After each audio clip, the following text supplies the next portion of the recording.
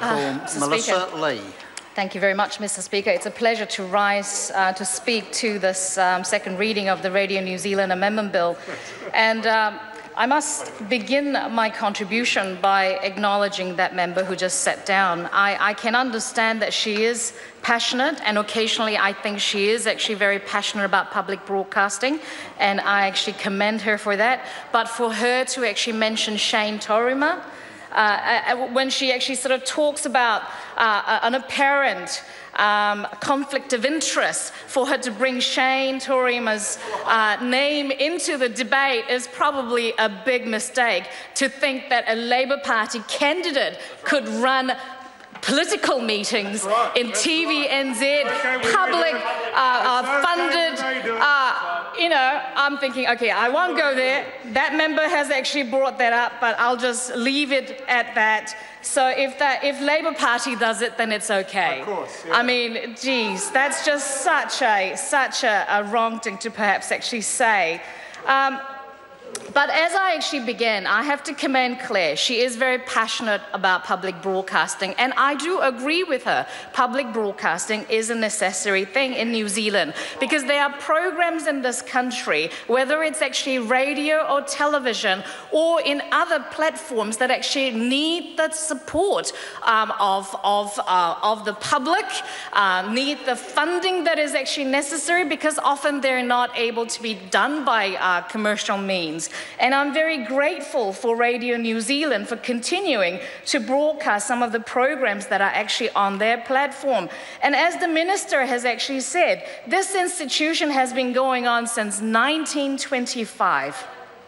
And what this bill actually does is to amend the Radio New Zealand Act of 1995, and it is to bring this old 1925 institution into the modern age, so we can actually future-proof it. As everyone knows, our children don't necessarily watch television. My 16-year-old child doesn't watch television in real time. He time shifts, he records on his computer. No, it's a Sky remote thingamajig.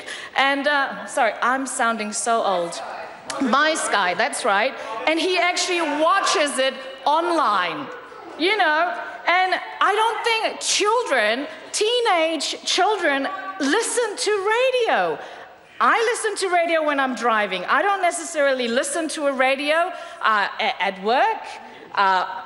I don't listen to The Edge only when I'm driving.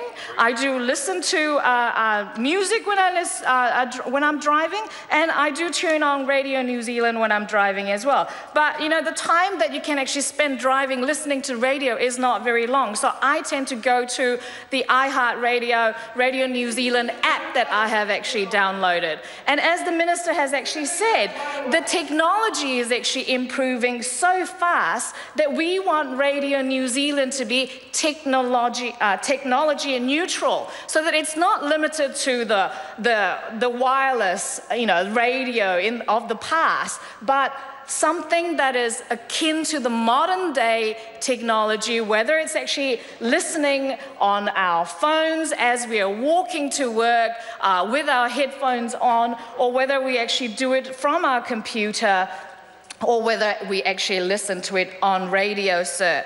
So National is committed to delivering better public services. And I just want to sort of talk about what Claire said. This has actually languished, she said, I quote her, in the order paper since 2006. And we are a very, very busy government. But if we go back, 2006, it was the Labour government. We actually took over at the end of 2008. And actually, Labour was in government for 9 years. 9 years. And they feel so passionate about public broadcasting that they did nothing about it until 2006 when it was reviewed, and it's actually languished there. And when they actually got voted off in 2008, 2006, 2008, that's 2 years gap. Nobody did anything about it. I mean, if Claire Curran had been a member of the Labour caucus back then, maybe, I mean, she could have been so passionate within a caucus to convince the caucus to actually do something about it, but they did nothing. They did not do anything. But this government has been busy. We've had the global financial crisis. We've had the Christchurch earthquake. We've actually been a very busy government. But we are acting. We're coming back to the Radio New Zealand Amendment Bill. We are creating jobs. 74,000 jobs a year to be exact. And I just want to sort of go back to what the minister actually said about the sense of national identity when it comes to Radio New Zealand. It is very important because, you know, I wasn't here in New Zealand back in 1925 when Radio New Zealand actually began. I wasn't even here back in 1970-something. I wasn't even here in the 80s. I moved to New Zealand and became a New Zealander back in the late 1980s, and I've been in New Zealand for nearly 30 years. In that time, the New Zealand population has changed drastically. New Zealand is no longer looking to England thinking, you know, Mother England. We're actually global citizens, New Zealanders are. And you know what? The population composition has changed, and I'm very grateful for Radio New Zealand for their Asian report, actually. And I think now it's called Voices. And one of my old reporters who used to work on our television program on TV1, Asia Dynamic and Asia Down Under, Linda Chanwayol does it on Radio New Zealand. Yes, she's actually done it. Linda's actually a very good reporter, and she's actually a very good producer as well. And I mean, the kind of stories that, you know, come out on these programs are, I mean, you know, I think there was one program where she actually did about one of only 2 commissioned officers of the Royal Air Force in New Zealand and during the Second World War, known as Willie Mac Wong, actually William Wong of Dunedin. And those kinds of stories actually resonate with me because it tells the story of the past. And I think these stories must be told. I mean, when we were doing television, you know, when I was doing television, I was very proud to tell the stories of people like Chu Chong from the Taranaki, who was instrumental in actually the butter export of New Zealand. He was the first man to block butter and thought of exporting it to England, Mother England. That's the beginning of the dairy industry, and it came from Taranaki by a Chinese man by the name of Chu Chong. And there's even a museum about it in the Taranaki. So what I'm actually getting at is that it's a sense of national identity of New Zealand now. And as a nation, we are a mix of many ethnicities, and I'm very proud of the work that Radio New Zealand does, and I hope it will continue to do so in the multi-platform that it is able to do. And you know what? As a listener, I don't like radio ads. I don't even like television ads. I tend to skip them if I can. And we actually want, as viewers and as listeners, for Radio New Zealand to produce programs without commercials often.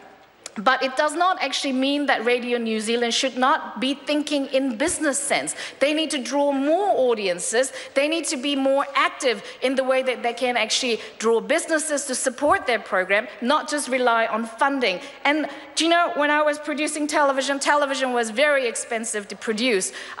Radio is too. But I recently went and did an interview with a young man who does podcasting. And you know, when podcasting first started, I didn't even know what it was. But to think that a podcast that is generated from Christchurch has listeners from around the world is the modern age of technology. And Radio New Zealand has great as an early adopter of technology, has great advances that it can actually make, and I actually commend the work that the minister has actually done, and I commend the work that Radio New Zealand does, and we actually support them, and I commend this bill to the House.